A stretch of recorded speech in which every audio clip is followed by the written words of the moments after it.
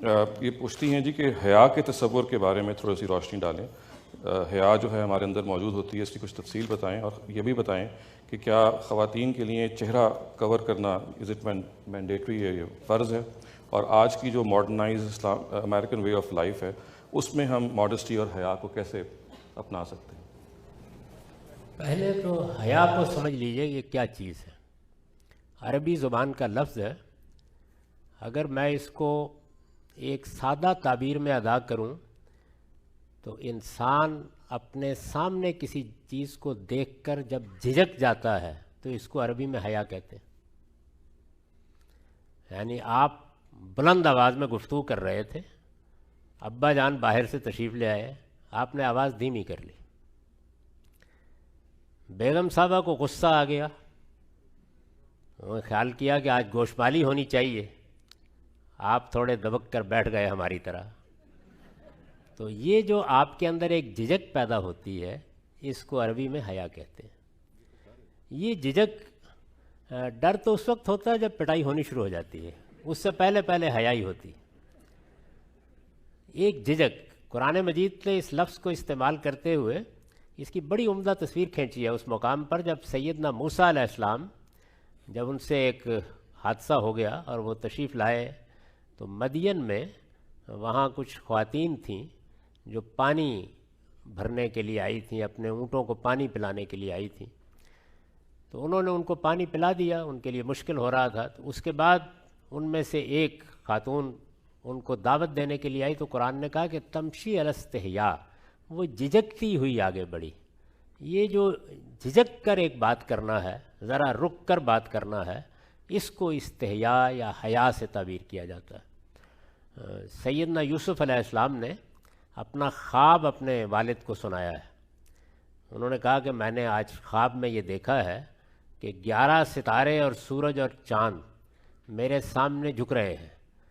تو عربی زبان کا جو جملہ انہوں نے بولا اس میں انہوں نے کہا کہ 11 ستارے اور سورج اور چاند، اور پھر رک گئے، اور رک کے کہا رأیتہم لی ساجدین، میں نے انہیں اپنے سامنے جھکتے ہوئے دیکھا ہے. یعنی بات کو شروع کر کے وہ جھجک گئے کہ اس میں تو میری ذرا مدح اور تعریف کا پہلو نکلتا ہے، اور پھر رک کے کہا کہ رأیتہم لی ساجدین. تو بات کرنے میں کسی بزرگ کے سامنے جھجک محسوس کرنا، اپنے آپ کو سامنے لانے میں جھجک محسوس کرنا، کسی بڑے کے ادب اور احترام کا لحاظ کرتے ہوئے اپنی آواز دھیمی کر لینا، اپنے آپ کو ذرا روک لینا، اپنے لب و لہجے اور اپنی گفتگو پر کنٹرول کر لینا، یہ سب حیا کی تعبیریں. اسی کا ایک پہلو یہ ہے کہ اللہ تعالیٰ نے خواتین کو حسن و جمال دیا ہوتا ہے، اور اللہ کی نعمتوں میں سے ایک بڑی نعمت ہے جب ان کو عطا ہوئی ہے تو وہ اس کے اظہار میں بھی کچھ جھجک محسوس کریں. یہی چیز ہے جس کو حیا کہا جاتا ہے. تو یہ ہماری پوری زندگی کی تعبیر ہے. اسی لیے یہ کہا گیا ہے کہ الحیاء من الایمان، یعنی اصل میں جب آدمی اللہ پر ایمان لاتا ہے تو جو چیز اس میں پیدا ہوتی ہے وہ کیا ہے؟ وہ یہ ہے کہ اب وہ خدا کے معاملے میں، اپنے ماں باپ کے معاملے میں، اپنے بڑوں کے معاملے میں، اپنے بزرگوں کے معاملے میں، اپنے اقدامات کے معاملے میں بے باک نہیں رہتا، رک کر بات کرتا ہے. اور یہ جو رک کر بات کرنا ہے یعنی لحاظ کر کے، ذرا آنکھ جھکا کے، اسی کو حیا سے تعبیر کیا جاتا ہے. تو یہ تو آپ کے سوال کا پہلا حصہ ہے. یعنی اس حیا کو ازراہ کرم صرف عورتوں ہی کے اوپر نہ ڈال دیا کریں، یہ پوری زندگی کا رویہ ہے. یہ بیٹے کا رویہ بھی ہے، یہ باپ کا رویہ بھی ہے، یہ استاد کا رویہ بھی ہے، یہ شاگرد کا رویہ بھی ہے. پوری زندگی میں جب آپ سرکشی نہیں اختیار کرتے، ریبیلیس ایٹیچیوڈ نہیں ہوتا، ذرا جھجک کر معاشرتی آداب کا، ایٹیکیٹس کا لحاظ کر کے آگے بڑھتے ہیں تو اس کو حیا سے تعبیر کیا جاتا ہے. دوسرے حصے کے بارے میں جو سوال فرمایا ہے، یہ گزارش ہے کہ اللہ تعالیٰ نے عورتوں اور مردوں کے ملنے کے آداب اپنی کتاب میں بیان کیے ہیں. اور یہ آداب یا ایٹیکیٹس، میں یہی لفظ استعمال کرتا ہوں، اس کی وجہ یہ ہے کہ یہ جو آپ حضرات کے ہاں ایک رائج تعبیر ہے حجاب، پردہ، میں پوری ذمہ داری سے عرض کر رہا ہوں کہ قرآن اور حدیث اس لفظ سے خالی ہیں. بالکل یہ کہیں پایا ہی نہیں جاتا، لفظ سے ہی خالی ہے، سرے سے کہیں نہیں پایا جاتا. جو چیز اللہ تعالیٰ نے بیان کی ہے وہ آداب ہیں، ایٹیکیٹس.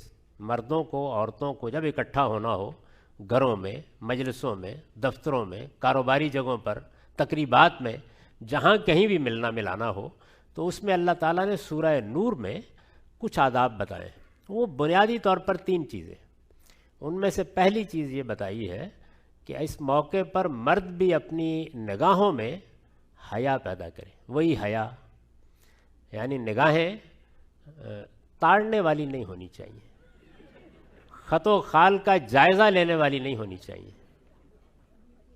یہ صورت نہیں ہونی چاہیے کہ آدمی کی نگاہ کو پکڑ کر کہیں دور لے جانا پڑے، یعنی وہ نگاہ جو ایک شریف النفس آدمی کی نگاہ ہوتی ہے وہ ہونی چاہیے۔ اس کو عربی زبان میں غض بصر کہتے ہیں۔ اور یہ بات صرف عورتوں کو نہیں کہی، مردوں کو بھی کہی ہے الگ سے، عورتوں کو بھی کہی ہے الگ سے۔ مردوں سے کہا ہے کہ اے پیغمبر اپنے ماننے والے مردوں سے کہہ دیں کہ یغضوا من ابصارہم، وہ اپنی نگاہوں میں حیا پیدا کریں۔ اور عورتوں سے بھی کہا ہے کہ ان کو بھی کہہ دیں کہ وہ اپنی نگاہوں میں حیا پیدا کریں۔ یہ ایک چیز ہے۔ اور آپ اندازہ کر سکتی ہیں جو خواتین یہاں بیٹھی ہیں کہ تنہا یہی ہدایت کیسا اطمینان اور سکون معاشرت میں پیدا کر دیتی ہے۔ اور جتنے ہمارے ہاں خرابیاں پیدا ہوتی ہیں ان کی ابتدا بھی یہیں سے ہوتی ہے۔ اقبال نے غلط نہیں کہا کہ فقط نگاہ سے ہوتا ہے فیصلہ دل کا۔ تو اللہ تعالیٰ نے پہلی بات یہ کہی ہے کہ مرد بھی اپنی نگاہوں پر ذرا پہرا بٹھا کے رکھیں اور عورتیں بھی اپنی نگاہوں پر پہرا بٹھا کے رکھیں۔ دوسری ہدایت یہ فرمائی ہے کہ چونکہ اللہ نے اس دنیا میں جنسی تعلقات کو میاں بیوی کے درمیان محدود کر دیا ہے۔ کیوں کر دیا ہے؟ اس لیے کہ انسان کی پیدائش، پرورش، پرداخت، تعلیم اور تربیت میں 20 سال لگتے ہیں۔ اس 20-22 سال کے لیے اس کو خاندان کا ادارہ چاہیے، یہ اس کے بغیر نہیں بن سکتا۔ نہ صرف یہ کہ بن نہیں سکتا، بنا لیا جائے تو چل نہیں سکتا۔ تو اس لیے جنسی تعلقات کو محدود ہو جانا چاہیے میاں بیوی کے درمیان۔ یہ اسلام کا فیصلہ ہے، یہ خدا کا فیصلہ ہے، ہمارے دین کی چند بنیادی تعلیمات میں سے ہے۔ چنانچہ اس کا لحاظ کرتے ہوئے دوسری بات مردوں اور عورتوں دونوں سے یہ کہی ہے کہ مرد بھی اپنی شرمگاہوں کی حفاظت کریں، ان پر بھی پہرا بٹھائیں، اور عورتیں بھی پہرا بٹھائیں۔ اور ظاہر ہے کہ اس کی ابتدا جہاں سے ہوتی ہے وہیں سے پہرا لگا دینا چاہیے، یعنی لباس